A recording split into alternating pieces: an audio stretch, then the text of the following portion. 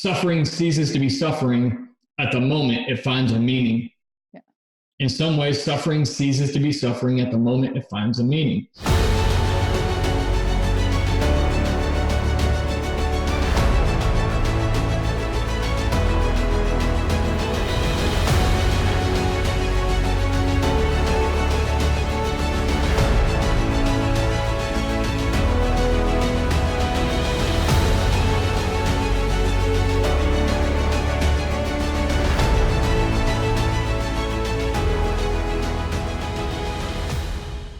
Hey there, welcome back to another episode of American Snippets. I'm your co-host, Barb Allen. I am here today with Purple Heart recipient Brian Fleming.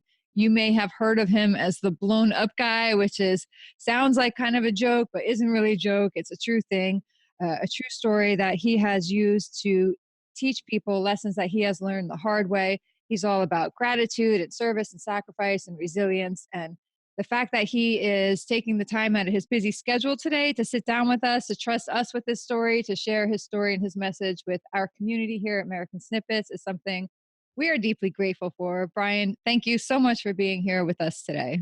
Hey, thanks for having me.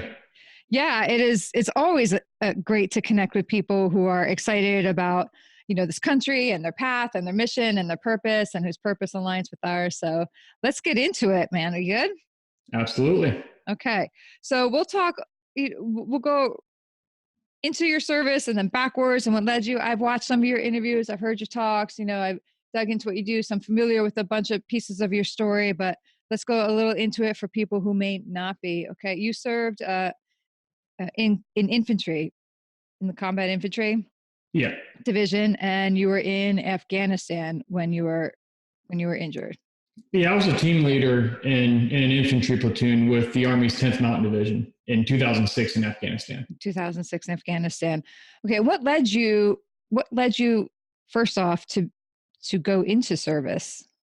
Well, there's a surface level answer and then there's a deeper level answer. Let's go deep, man. Let's go deep. Okay. Well, I'll give you the obvious one. Okay. I joined in 2003, so it was a couple of years after 9/11. Okay. We were in Afghanistan already. I did really well in high school. Not because I was smart, because I was always like a C student, but I basically had straight A's through high school. And that's because I really wanted something academically that only good grades could get me. And I learned how to game the system, honestly. I learned what I need to do in class, and I'm like, hey, it got me what I needed. And then come the end of 12th grade and beginning of 12th grade, the first week, and I'm thinking, you know what? I'm so burned out with studying. I don't want to go straight into 4 years of college. I need to jump on some airplanes, blow some stuff up, maybe shoot some machine guns. I needed to have a pause before I jump into that. Yeah. Well, I went into the Army's infantry and, obviously wanted to, do my part and protect our country. One of the big things is I never wanted anyone to be able to ever look at me and say, you have this great life in America because somebody else allowed you to have that. And that's not against anyone who never served. We all have our place in this world at different times. But for me, it was like I've been around to so many other countries in the world. Even at that time early on in my life, I've been to many foreign countries. And there are a lot of good places in the world, but there are a lot of places people just don't even know exist or how life is there. And I know how life could be. I could have been born in another country, but I was lucky to be born here. And so that's the surface level answer. The deeper answer, growing up, I never really had a positive male role model in my life. And I didn't learn this till I was about 28, 29, 30 years old. I realized the real reason I joined the Army. And it was trying to answer a question that I think subconsciously I knew, but consciously I wasn't realizing. And that was the question of, am I a real man? Do I have what it takes to really take control of life? Because I didn't really know what a man was, really didn't have a lot of that modeled for me. And, but I had to know. And I think in my mind, and deep in the back of my mind, I thought, if I go into the military and I fight in a war, at the very least, that will make me a man. That might sound really elementary. And number one, that one thing does not make you a man. It doesn't not make you a man, but that alone doesn't make you a man. But in my mind, I had nothing else to go off of. And I had to know that I had what it took to do something with my life that mattered. And I had to prove that to myself. And so that was probably the deeper reason. What had led you to travel to so many foreign countries? I had done like some humanitarian work, missions trips, things like that. And, I had been to like Brazil, I'd been to South Korea, I'd been to Mexico. Like And with a school program or just on your own? Programs, youth groups, things like that. That was your own idea? You just decided to, that I find this so interesting. Yeah. Well, I love traveling and seeing the world. And when the first time I picked to go to New Zealand, I didn't even know where it was. Like after I chose, I'm like, I'm going there because I've never heard of it. I actually had to find it on a map. This is before like Google, yeah. Like, I got out the atlas, the Rand McNally almanac, and I'm like, wow, where's New Zealand? Oh, it's just off the coast of Australia. Okay, I thought that might be cool. So what'd you do in New Zealand? And how old were you when you went? I was 16 or 17 when I went, and it was with a youth, like a youth missions organization at the time. And so it was like short-term, humanitarian trips and outreach, things like that. And what did you take away from that? Like as a 16-year-old going to another country to serve others? We live in a big world full of a lot of different people. And, despite our differences, it's like we're more alike than we are different. If we can just manage to stop trying to kill each other. Yeah, that would be a really good first step. That's a good place to start. Like we don't have to agree, but like, dang, we can still, I'm friends with people who don't believe how I do and they see things differently. Okay, let's focus on what we do have in common because there's actually a lot more of that, I think. Yes, I love that you said that. We're absolutely going to circle back to that a little later. So you go into the military straight out of high school. And what is your first experience in service? In the military? I arrived at my first unit as the brand new lower ranking enlisted guy. Must have been awesome. Yeah. Second Infantry Division in South Korea, good old Camp Casey. And it was the night of Christmas Eve. So there was like a 2-week block of vacation time. And a lot of these guys didn't get to go home because it's a restricted tour. You can't bring your spouse. A lot of them didn't go home. So it was pretty much, just to be honest, 2 weeks of drunkenness. And I'm the new guy. I arrived at like 1 a.m, the night of Christmas Eve, jet lagged from America to Seoul, South Korea, and then 2 hours north on a bus. And I'm the new guy. It was just the whole like messing with you, everything else. I played it cool. It was a good time. But it was an interesting experience. It was probably negative 20 outside. It's like Arctic in that country in the winter. It's crazy. All right then. So that was my first experience in the unit. Yeah. Before that was basic training and all that entails. Yeah. So then you ultimately wind up being deployed. How many times were you deployed? I was deployed just once. Just once. And that's all I lasted. You certainly packed a lot into that deployment, didn't you? Yeah, it was eventful. Yeah. Were you married when you deployed? Yeah, actually, my wife and I got married 3 months before I deployed. So we got married in December. I deployed in March. Where were you stationed at that point? I was stationed at Fort Polk, Louisiana. Okay. Which actually, it made me really happy I was going to Afghanistan because I hated living in Louisiana. Nothing against Louisiana people, but boy, it's it was kind of rough.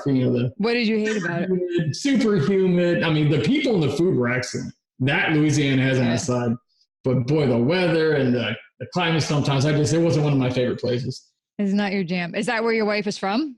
No, my wife is actually from Fort Worth, Texas. We actually met on the internet and talked for like a year or so and then ended up getting married. Love it. I met my fiance on Match. So, okay. We're proof of concept. It works, right? For a lot of people, it does. It's amazing how many people I meet where that's how it worked. And my wife and I, we're about to celebrate 14 years in marriage. Oh, congratulations. Yeah. Yeah, thank you. And that's the case with a lot of people. Yeah, that's a gift. And I know people knock it, I don't think it's as stigmatized as it used to be. But at one point. No, not like back in 2004 when her and I met on a pen pal website. On a pen pal website? Yeah, it was a pen pal website. I just going through a breakup and so did she. I wasn't even looking for anybody. What is a pen pal website? We're going to get into the meat of things, but I love these sensories. What is a pen pal? Well, nowadays you might call it like Match.com or something. Yeah. But what did you, in 2004, what did that look like? Oh, I was just looking up. I love meeting people from other cultures and countries, and then I saw, because I'm from Michigan originally, I saw she's from Texas, and that's where I live now, and it's sort of like its own country anyway. Yeah. And so I thought, hey, that's its own thing. And so we just started chatting, talking, and like online chatting back and forth. Yeah, it was emails, and then it was Yahoo Messenger back then. Yeah. And then we eventually started, talking on the phone. That's so cool. Oh yeah, you're one of the pioneers of online dating. Didn't even mean to. Yeah, who knows? Well, you're a pioneer in many areas. Apparently, you've stumbled into a lot of things you didn't necessarily mean to stumble into, but they've all led to greater purposes and great paths for you. Yeah, you learn a lot of lessons when you hit every branch on the way down when you fall out of a tree. Yes, you do, don't you? You do. So, okay, then, so you're married for 3 months and you're deployed. So your wife, does she stay on her own? Does she move back to family? Like, how does that? She tried to stay on her own, but just being so lonely, being in Louisiana, she went back to, Texas where her family was. Texas. And okay. her mother was living in Phoenix at the time as well. So she went out there. She just kind of kept herself moving all over. Yeah. It's hard. It's hard to be the spouse of someone, in service in the military, and they're gone all the time. You have kids, you don't have kids, and you have that fear, the uncertainty, and you all can't really talk about what you're doing, or maybe you don't necessarily want to talk about, what you're doing when you call home, and the two different clashes of needs when you do communicate. It's very underrated by people who have not lived it and experienced it. I always say that military spouses and kids are probably the most overlooked demographic in the military veteran community. I'm grateful there's so many resources for guys like me who are quote unquote wounded warriors, which I don't even know if I like that term anymore, but we won't go there.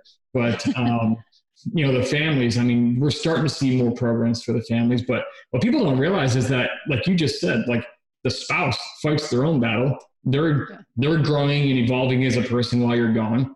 And so they're changing and you're changing based on your experiences. They're doing the same, your kids, and you come back and now you have to get all this stuff to mesh together somehow. And that's just, you're begging for conflict, and you got to be ready for that stuff. And one of the big things I see, and I say this all the time, I do resilience training for the military. One of the things is that the military trains us how to fight and win wars, how to win battles on the battlefield. But when we come home, nobody trains us to take those same principles and concepts and apply it to our lives. Like, the enemy isn't Taliban anymore.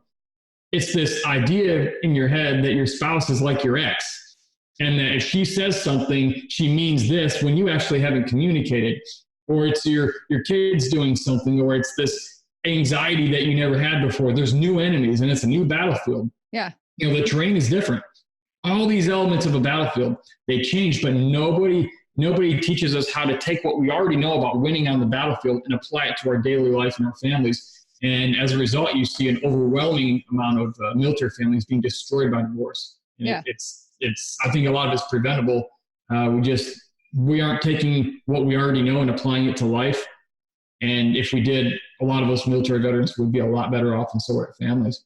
Yeah. And it's a strain as well. I know a lot of, even full-time active duty military members, it's definitely an underpaid career, career path, That's an understatement. Yeah. And so being like, my husband was National Guard, so we didn't move from base to base to base, but on the outset, we didn't have that community of people who understood. I was just on my own, surrounded by people who are complaining that their husband, wants to do another project around the house or snores too much. And, and I'm on my own with the kids. Sounds rough. Yeah. Trying to pack a kid on my back and mow the yard and go shopping, and nobody understood what that was like. And then you still have the financial struggles as well. So it's not to complain or, woe is us or whatever, but it is something I think people should go into with their eyes open and their hearts and minds open to learning from others. And I love that so many veterans are coming back now to mentor those, in that path and help on the way out, because it's like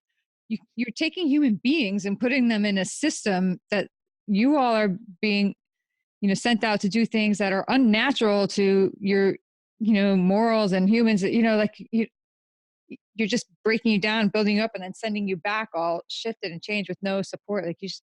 I always say it's like a puzzle that fits together, and then you're just scraping some edges off and changing the pieces, but then trying to cram the same shifted pieces back into the same puzzle. Yeah, square peg, round hole, sledgehammer. Yeah. So I love that. I love that you all are there now coming together. And like you said, there's more organizations and more support come out there for the veterans.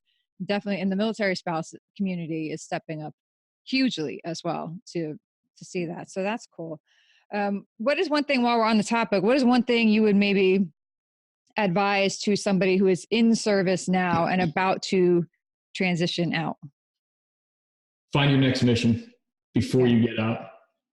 Yeah, that's one of the biggest things. I mean, we always have a mission in the military. There's always something to be done. You know your place, your position, what your roles and responsibilities are, what's expected of you, the standards, and you get out and suddenly you have to make the missions now and do all the grunt work, top to bottom. It's not like you have the battalion commander passing down the mission to your platoon leader and your platoon sergeant, and then disseminating that information, and everybody knows their place and why it matters as it makes its way in alignment up to the greater mission. You get out and it's like, guys, just like nobody, I don't think, really teaches us, hey, find your next mission.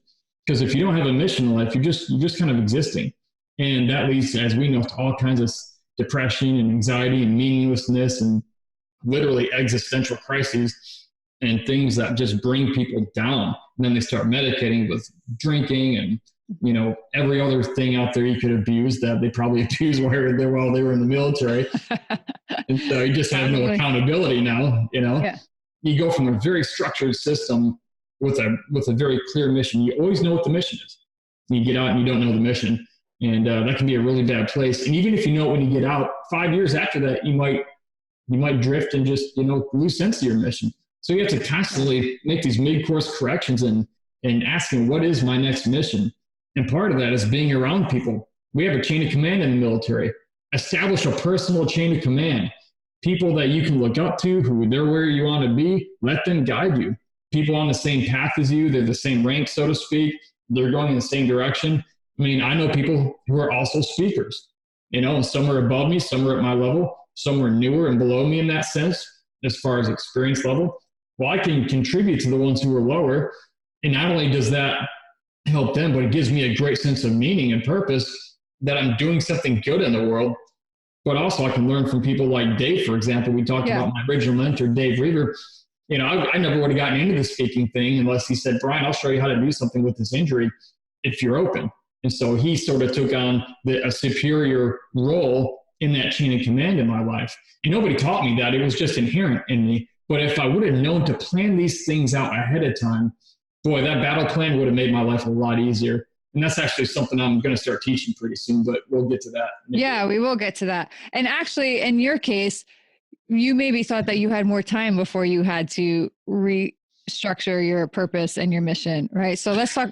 Yeah, I didn't expect for some things to happen. You didn't expect, yeah. So your own mission was cut much shorter than you anticipated it would be. And you mentioned Dave Reaver talking about your injury. So this seems like a good time to go into talking about what happened there in Afghanistan. Yeah, I deployed in March of 2006 with the 10th Mountain Division. And about a month after we arrived, our vehicle ran over our first IED, and it was my vehicle, a double stack of anti-tank mines that were buried in the road. It blew it up, set it on fire. It was about 7 o'clock in the morning in the Arghandab Valley. And after it happened, I was able to actually physically get out unharmed. I drugged one of the other guys out who was partially conscious, and there was, starting to catch on fire.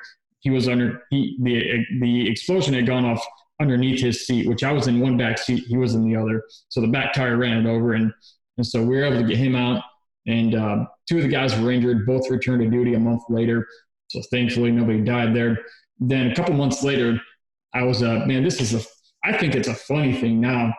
I was on my way to reclass my job from infantry to what's called EOD. Oh, yeah. Explosive Ordnance Disposal. It's the bomb squad. If it blows up, it's their business. Yeah. If you see that guy running, you better be in front of him. And so it's that kind of thing. And I had this little error on my medical record. It said P3, which means I was physically unfit for active duty, which is weird because I've been running up and down mountains, getting shot at and fighting Taliban for 5 months. I was in the best shape of my life. And so I had to get that fixed because I couldn't continue on with that process. I had to go from our base at Fob Lagman in Kalat, Afghanistan, 2 hours south to Kandahar airfield to get reevaluated by the doctor get it taken off. We got 2 miles from the front gate to Kandahar airfield, and a white minivan pulled out in front of my vehicle. We didn't think anything of it. We didn't know what was happening. Well, he was going slow, so my driver passed him on the left, and I was in the front passenger seat. So as you're driving, you're passing somebody on the left going down the highway, you can probably just about reach your arm out the window and almost touch their vehicle. You're only a couple of feet away. As we got right up next to this vehicle, as we're driving right up next to it, the whole minivan exploded, and it was being driven by a suicide bomber. And that day, he blew himself and his van into about 10 million pieces right there in the street. And I woke up in a ditch on the side of the road, right there on the side of Highway 1. And I had blood pouring out of my face. I didn't know what happened. I thought we were in a gunfight, but I couldn't find my weapon. It was still in the vehicle, it turned out. And, it had blown us about 30 feet off the side of the road. And I had no idea what had happened. I had a full face and neck second-degree burn, which is now healed. And both my hands were third-degree burns. My driver actually got me out of the vehicle. I later learned he was able to drag me out and also drag my gunner out, who was peppered with shrapnel. A 19-year-old kid lost his right eye due to shrapnel. Oh, man. And he got us out. He called in the 9-line medevac, literally saved our lives. And, was a true hero in the worst conditions that he was trained to operate in. He operated flawlessly. And so I'm here because of him today. And the helicopter came down about 30 minutes later, which is pretty fast, actually, for getting wheels up onto a site to do a medevac. And it was coming down, and I don't know if you know the rotor wash, is all the wind that the propellers of a helicopter kicks up.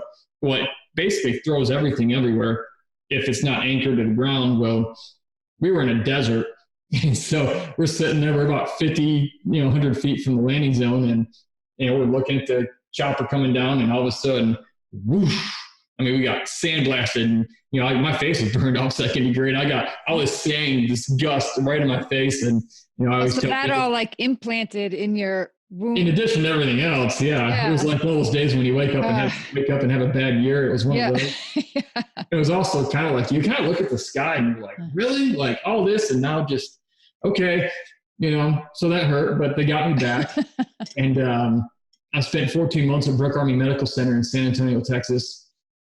Burn treatment, reconstructive surgery, rehabilitation, occupational physical therapy, then all the head stuff, for the traumatic brain injury, the mild one that I had, and all the rest. But, I'm still here. The only guy to die that day was the suicide bomber, which is why my Purple Heart license plate on my truck says "nice try." Just what else can you say to a guy who does that? And he was the only one who died. He accomplished his mission, sort of. And so I'm hey, I'm still here, and life is good. I've never had a better life since all that went bad. It opened up so many opportunities for me to learn and grow as a person. It's provided, I met Dave because of that, and launched me into speaking and the career and the mission, the life mission I'm now on, that I never would have discovered or known had I not gone through all that. Right. So talk for a little bit about that time in the hospital and the recovery. I'm imagining there are moments that were difficult, to say the least. And how do you push through that? What was the support system like there? Well, some people say, when I tell them some of the stories I'm about to tell you, they say, "Brian, how did you get through such painful times in your life?" My answer is, there's nothing special about me. When you get burned or you get hurt so badly that you don't die, you just have to deal with it. Well, Brian, how did you get through all of that? Well, I didn't die. Physically, if we're talking physical, I didn't die. So I just had to endure the pain. I didn't have a choice. When I got to the medical center that night, 3 days after the explosion, 3 days to go from Kandahar to San Antonio. And so I applaud the military, the medevac system, the whole medical community there. They did awesome. They got me home. They took care of me. But what happened when I arrived at Brooke Army Medical Center was they said, "Hey, we need to take him into the shower room and clean him up." Now, I'd been burned severely. And I thought, okay, great. Great. I hadn't showered in a week, and it was 130 in Kandahar. So I'm finally, I'm getting a shower. Well, they get me in there. They lay me on this table. They're spraying me off with water. and about 3 nurses are standing there, and the head nurse looks at me and he says this. He said, Sergeant Fleming, we're going to do this as quickly as possible, so it'll be as painless as possible. And I had no idea what he was talking about. But it was at that moment, him and about 3 other nurses all pulled out razor blades, and they had to start shaving and tearing that burn charred skin off my hands and my face and my neck while I was still awake and conscious. And they can't put you out for it, because if they usually have to do it multiple times. And if they put you under anesthesia multiple times, they have a great fear that you'll slip into a coma and you won't wake up. And so they said they'll do it as fast as possible. It seemed like an eternity to me. Turns out, I think it took about 30 minutes, I was told. Ugh, that's a long time, though. It was hell. And I had friends, I mean, I was only burned on probably about 15% of my body, which is still bad. But I had friends in there who were burned all the way up to 80, 90 plus. One guy was 97% third degree. Wow. And so I can't hold a candle to that. I can't tell you what it was like for them. I know my own experience was pure hell. I can't imagine how much worse theirs was. But that was the medical center, and I spent the next 14 months there. So when your wife got to come to the hospital to see you, right? Yeah. How, does she share what that is like? I mean, not to speak for her, but, because, Dave Reaver talks about his story in the hospital when the spouses would come. I mean, did you have any of that concern, like, this, or was it just... Never. Yeah. And I never questioned it. In fact, when I got to the hospital, she kissed my bloody face, and I told her, you don't have to kiss me. It's gross. You're here. I get it. Showed up. What's really amazing, though, people don't know this. Me and David we've had these conversations. Mine and Jamie's story is so parallel to his and Brenda's story, just different wars. Right. And it's funny because I told you I met my wife on the internet after getting home from South Korea. It turned out when Dave came to speak at the medical center one day, about 5 months after my injury, the first time I met him, she went up to him and said, "Hey, you know my grandfather." Come on. And he's like, "Well, a lot of people said, they know who." And she said, "Well, what's your grandfather's name?" And she told him. And he goes, "No way." Turns out her grandfather, well, they were both preachers. Yeah. Dave, still is. And his father was a preacher. Him and his father had done, church and ministry work for decades with my wife's grandfather. And they only live about 5 miles apart on the west side of Fort Worth, Texas, in a little town called Azle. That's so Azle, cool. Springtown. And they'd known each other for decades. And so when we met Dave, it was like, wow, that's a really weird connection. Like what an odd, with such strong family ties from the past. Yeah. But I didn't know Dave, and I didn't know that she, Right. So, there was a higher connection there, I believe, that was taking place. And, Jamie really, she grew up knowing Dave's story. Okay.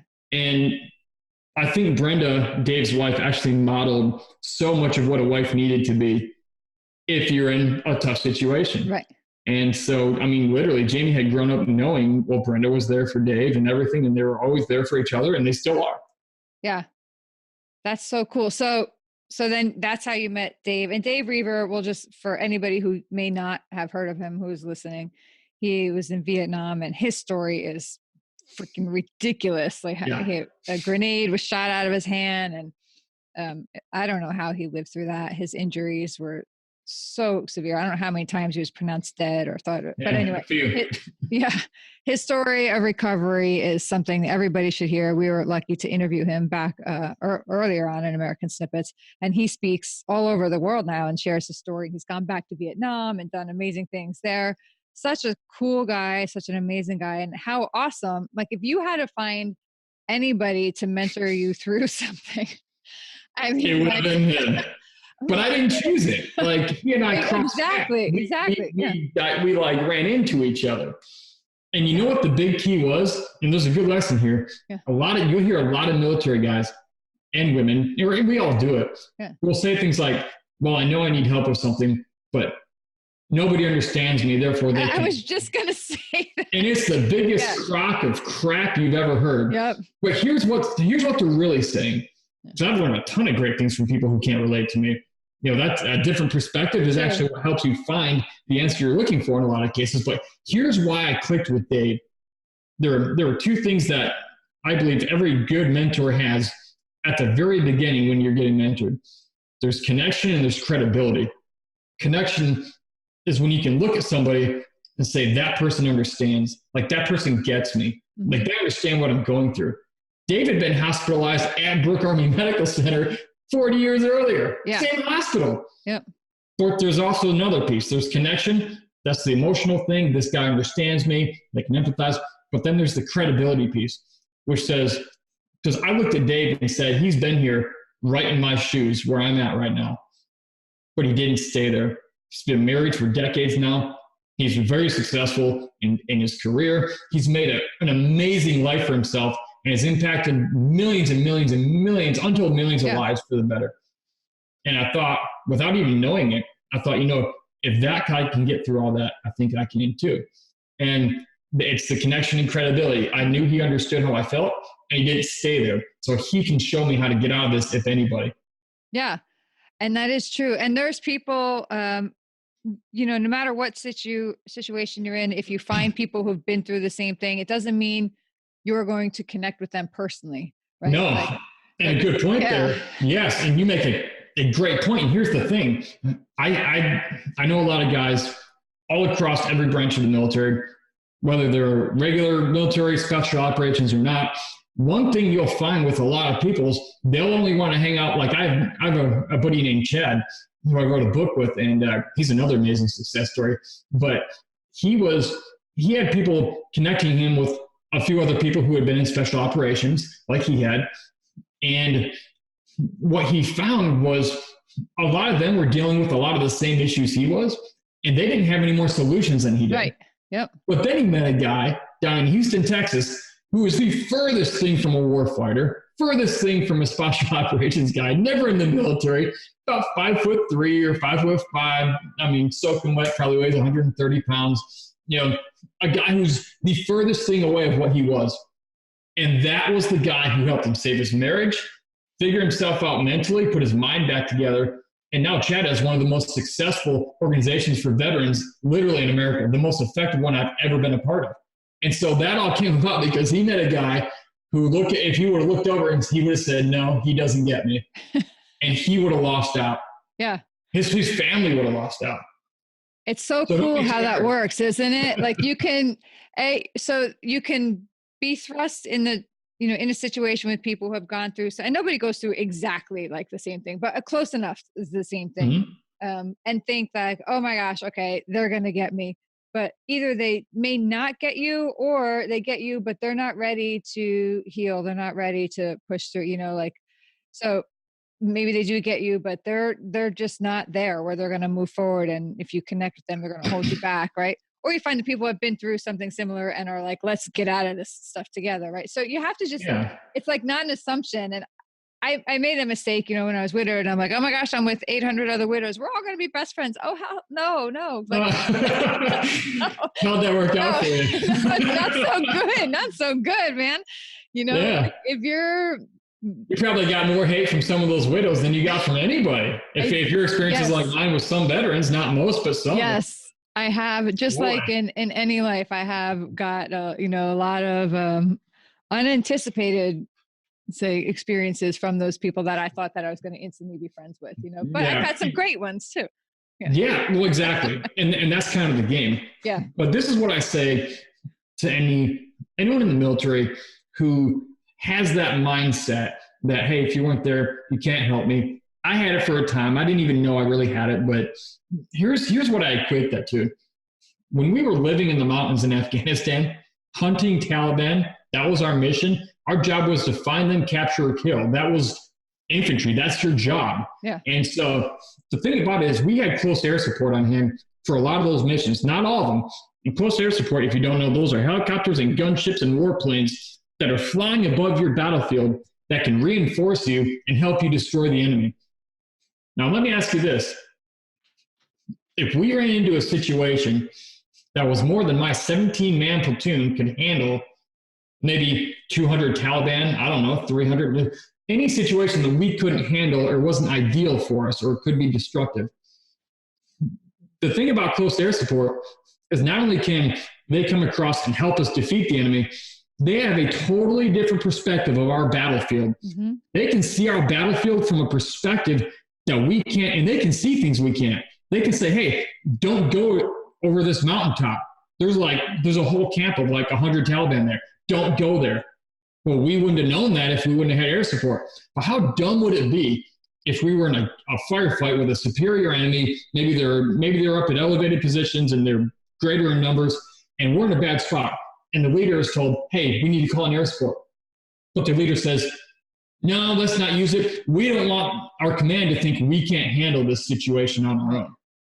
That leader would probably die, or his men would die, and he'd probably get relieved of his duties and fired immediately upon return if he came back, because that's called stupid. And you don't do it. Yeah. But it's no different in our lives. Yep. People who haven't experienced what we've experienced, sometimes that lack of experience that's similar to our own actually gives them a perspective that allows them to see something that we didn't see, and other people who've been where we've been, they didn't see either. And sometimes that's their ticket out. Yeah, that is a really great way of putting it. Man, you almost cheat. You have so many great analogies just because you've been in the middle. I'm just saying. Those are our acronyms. Yeah, I know. That's so cool though. But that's good. And you know what? Not everybody can take those experiences and relate them in such a way. So it is a good combination. And that's one of the most concise ways that I've heard it explained. And I've spoken to a great many, veterans, because I get to do cool things like that. But yeah, so no, that is a great service. And I've applied it, in my own life. I've had mentors. You think that your situation is so bizarre, so crazy, nobody's ever going to understand it. But then you do find somebody, because I'm always like, wait, stop. You're not that special, right? Like, no, you're not. Something that's happened to you has actually happened to somebody else. History, like right? What you experience is not new. And here's the thing: even if there are like a million ways to get hurt in this world, in so many ways. There's only a small handful of finite issues that exist in the human psyche for what we go, that are a result of what we go through. Right. I mean, you could have a woman who was abused as a child grow up and have post-traumatic stress to the same extent and same symptoms as a guy like me coming home from war. Yep. I can't relate to her story. She can't relate to mine. But that's a big key right there, though. People don't relate just on common experiences, like the cause of the pain. People relate to pain. They go, oh, that person deals with depression too. They deal with anxiety too. They don't like to sleep in the dark with the fan on also, because they also have a problem not being able to see or hear, and they have some sort of post-traumatic stress. I'm talking about myself here. Yeah. And I have no shame in that. Yeah. Like, if I can't see, I want to hear. If I can't hear, I want to see. I got my German Shepherd that sleeps, at my door. Like, ain't nothing getting past that thing. But mine would let you right in if you threw a tennis ball. He's 120 pounds. You'd be like, okay, see you. Yeah. But the thing is, people don't have to relate on what caused the pain, but people will relate on the pain they experience. They go, that person understands me. And that actually, if I can tell you a quick story, that's what changed my life and direction forever. Dave, right after I met him, he had invited me to come to one of his speeches up in Manhattan, Kansas, right outside of Fort Riley. And I said, Dave, I don't have any money. He said, don't worry, we'll pay your way. Well, I grew up poor, so free is good. And so I took it up on it. And I showed up. I'm still in burn bandages. My face is still pretty pink and red from the second-degree burns. And right in the middle of his talk, he looks down at me on the front row and points his finger, and he says, Brian, come on up here. Tell them about yourself. Oh, man. So I get up on stage. He says, take 2 minutes. And so I get up there. I say, hey, I'm Brian. I got blown up. I guess I'm still here for a reason. Go for it. Whatever. I don't know what I said. It was probably the worst motivational speech ever. I'm like, this guy is jacked up. My life changed when I exited the stage, though. And here's what happened. I call this the game changer. It was the 1 degree shift that completely allowed me to take back control of my mind and my life. This young lady walks up to me, and I don't even know her name to this day.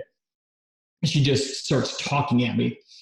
She said, Brian, growing up, I was raped and I was molested and I was abused. She said, my boyfriend was abusive And she said, I tried to kill myself recently, but I failed suicide. And I'm thinking to myself this whole time, why is she telling me this? I'm just caught so off guard. But then she said this. She said, Brian, but if you can get through all that, I think I can get through what I'm going through. And I didn't know what happened in that moment. I didn't understand, but something clicked inside of me. And I told Dave that evening back at the hotel, I said, Dave, I don't know what happened tonight, but I have to do this. It was, other than fighting for my life in Afghanistan, it was the only time in my life where something came out of me, and in me, something said, I'm going to do this or die trying. I don't care. There's nothing else worth living for. And so that's what got me into speaking. Yeah. I got hooked on it because I was meeting people like that. And I never understood what happened until I read a book by Viktor Frankl called Man's Search for Meaning. He was a Nazi Holocaust prison camp survivor. And this is what he says about suffering. It's like my lifeline. He said, when it comes to suffering, and this is a guy who lost his whole family in the Nazi concentration camps, his pregnant wife, his parents, everybody, and he survived. When it comes to suffering, he said, in some ways, suffering ceases to be suffering at the moment it finds a meaning. Yeah. In some ways, suffering ceases to be suffering at the moment it finds a meaning.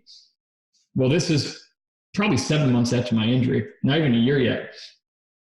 I began finding a sense of meaning in my suffering because of that young lady. She told me that I helped her.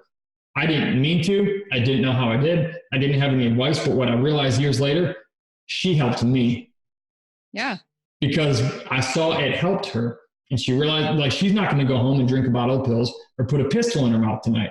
Right. And that gave a great sense of meaning to my suffering. And I thought maybe she was part of the reason this all happened. And that's been reaffirmed over the past 12 years I've been speaking now, and over and over and over again. And that was the major key to being able to mentally move past suffering. Yeah, that is so cool and such an important thing to remember too. And again, like to anybody who's listening who hasn't reached that point, if there's people who are going to listen to this who are still stuck and strapped in the pain. It doesn't matter if something happened, 20 years ago or 5 days ago. They're just stuck and they're going. I've been there. I've been in that dark moments. And that's why I love sharing stories like that, because like we were talking before we started, recording, when I was at that lowest, it was finding people with those stories, people like Dave Reaver, so I think the more people that come forward and, share their stories, and just because you had something happen to you and you overcame it doesn't mean you understand how to share that story in a relatable, meaningful manner that's going to help people. Right. So for the people that can and the people that do, I love that you do, because it does make a difference. And I bet you she remembers you too. I bet you somewhere that I hope I meet her again someday. And she's like, there was a time where I was at my lowest and then some guy get up on stage, said something stupid about being blown up, but it hit me. And, I didn't kill myself that night. And here I am. Like, you don't know, right? If you're part of someone else's story, and how cool is that? And do you realize, I don't know if you caught this, but what happened was the same thing I thought and didn't realize I was thinking when I met Dave. Yeah. He can get through his thing. I can get through mine. He can show me how to do this. She thought the same thing about me. Right. And I didn't even catch that for like 4 or 5 years after I was coming down this road I'm on. Yeah. It almost validates everything. And I think when you go through something so traumatic and so difficult, a part of the struggle is not understanding why, or like getting frustrated at the pointlessness of it. Like, why what am I supposed to do? And so when you get pointed, you're like, okay, that's why this happened, and then I think it takes power back from the pain when you find that direction and the purpose. Yeah. And the hard thing about it is a lot of people are thinking, what if I never find a why? Yes. And that's a legitimate concern, because that's terrifying. Because what if I never find it? Yeah. Here's the best way to solve that I found. If you're searching for it, keep searching for it. But if you really want to take control of it, start doing something where you can create meaning in your suffering. Why do I write books and speak? I'm resilient and overcoming hardship. Well, I know about it, but it's also a way that I found it gives meaning to what I've been through, because it gives value to other people in a way that I know helps them. Yeah. You see a lot of people come through a bad situation and they end up creating nonprofit organizations and causes that help people who are suffering in that. And they're actually creating meaning. They're not waiting they're not waiting until they happen to stumble upon it if they ever do. Now, I've stumbled on it several times. I've been open to it, and I can't say that will happen for you though. I think it will, but I can't say. But I've also created meaning out of my suffering, and it benefits me the same, and it benefits the world the same. So talk about your speaking career now. What was the very first talk that somebody specifically sought you out for and said, Brian, I heard about you. I want you to come speak at our event? The first one I gave right after, literally, it was the last day on active duty, and it was Veterans Day of 2007. I spoke at a church. I used to be a part of the youth group when I was in high school in Fort Lauderdale, Florida, and I came and I spoke. There were actually about 2,000 people there. It was a really big event, and I had only spoken that one other time at the event with Dave for like 2 minutes. Mm-hmm. And so I showed up at this event, and I talked about suffering. I talked about my story. I talked about how faith, intertwines with that, and the struggles we have to maintain, or people lose that a lot of times because of the questions they don't feel they have answered. And so I found that out of that experience, the response was so strong. It was like an overwhelming reaffirmation. You have to figure this speaking thing out. You have to keep, again, this is the reason you're here. Yeah. I didn't have a whole lot of time to get down on myself from the time I was injured to get so deep down in a rabbit hole of meaninglessness, because I met Dave, which led to that talk he brought me to, which led me to this. And so I didn't have a huge problem moving forward in life. It was really just figuring out what my next mission looked like. And I had something inside me. I wasn't pushing this thing. I was being pulled by it. It still took effort, but it pulls me even today. I'm not pushing the boulder uphill. Yep. I'm being pulled uphill by something, and it takes effort, but it's pulling me. It's coming out of me, and I didn't know it was there before. And I think somebody who's just trying to push something, I would ask them, do you have a lot of sense of meaning in that? Because anything that was deep and meaningful to me, that's motivated me, inspired me to do something, I never had to push. I've always been pulled by it. And again, it takes effort. I'm not saying it doesn't take effort. Right. I push a lot of things, but that one major thing is what pulls me. Yeah. And I found that through my greatest pain that I've ever endured.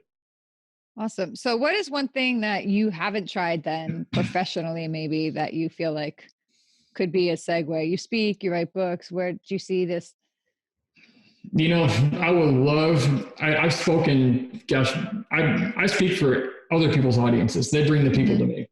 And I've spoken to probably at least 500,000 people in live audiences at this point over the past 11 years or so, 12 years. I love that. What I would love, and I haven't done it yet, I haven't quite figured out how to get it to happen, though I know it's doable, is I would love to have my own live event. 30, 40, 50 people, not real big. Yep. And just have a live event where I can teach people how to put together their battle plan for their life so they can get from where they are to where they want to be, regardless of where that is in life, because I know how to do that. And I know how to break it down into a one piece of paper that they can easily communicate and articulate and see and do, and never be lost, and not have to go, what's my next step? I don't know who I need. I don't know what the next thing to do. I don't set goals. I create battle plans, and it works. And so I'd love to have a live event where I do that. And I'm in the works of figuring out how to make those logistically happen. I feel like you could absolutely do that. I feel like if you got off of this interview today and picked a location in your town and put the word out, I think you would have 30 people show up. 50 people, no, at a minimum, I think you would have your 30 people show up and do that. Yeah. Well, I thought about doing it nonprofit. I thought about doing it for profit, there's different ways. So I think based on how I do it, might determine, who shows up and doesn't, if money's a factor, but it's life-changing stuff. And so what I'll tell you, I'll put this out there. I'm looking for somebody who already knows how to throw together live events for businesses. Yeah. And, I'd be happy to give them a piece of the pie if they'll take care of all that back end stuff, the logistics and all that. I'll do that if somebody really knows how to do it. So I think there are so many people out there who could step into that. You might be sorry you said that. No, I've been looking and I haven't found a good one yet. All right. I'm on a mission now, dude. I know so many people. We're doing our own giant live event in April for 1,000 people. Okay. So I'm learning about who's this. Your person? What? So who's your person? we're doing it, but we did Okay. also hire a professional event planner to Yeah. help us with the logistics. Because there's two parts, right? There's building the audience, there's selling the event, and then you have the on-ground event planner. Well, and here's the thing too. I'm not above anything, but I've discovered and I found and I know that my best and highest use is at the front of the room on the stage. Right. That's the best place for me to be the most value to people. Yeah. And so it's getting those other people in place. I can figure that out. Yeah. All right. We're going to stay in touch. I love talking to people about what's going on in their lives. I'm so glad I asked that question, because literally as we're speaking, my brain is thinking, who do I know? How do I do this? And I say this all the time. I love connecting people. And for whatever reason, I never would have believed this years ago, but our network is humongous and they're amazing people who want to get involved and want to help. So now you're on my list and I'm going to help you make this happen. Thank you. I'm going to make you a guarantee. Okay. If you're in for it, in 6 months, you're going to have at least that 30 or 50 people in the room if you're down with it, because I'm going to connect you with those people. I'm open to everything. And it's so much fun. And I love it. And I feel like it's important for you to do that. Actually, you could probably call Dave Reaver and he'd be like, Brian, do this, that. But whatever.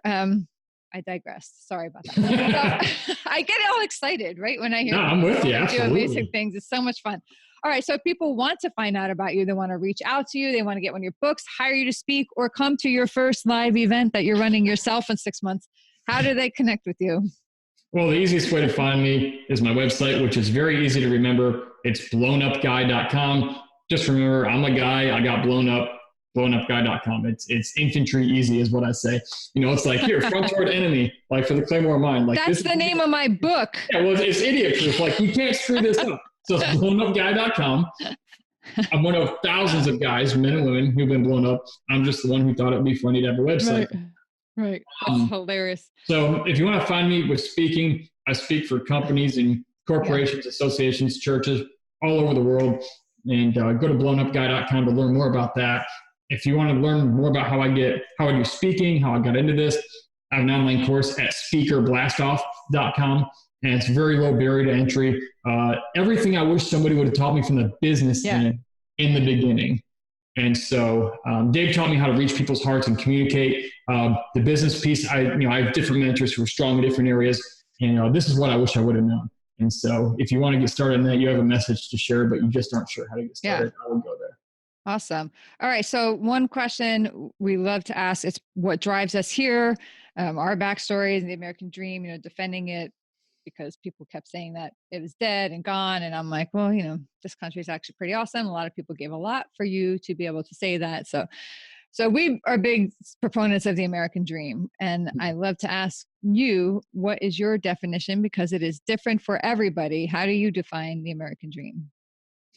Well, I can tell you personally, for me, it's being able to teach people how to stand firm when everything around them is blowing up.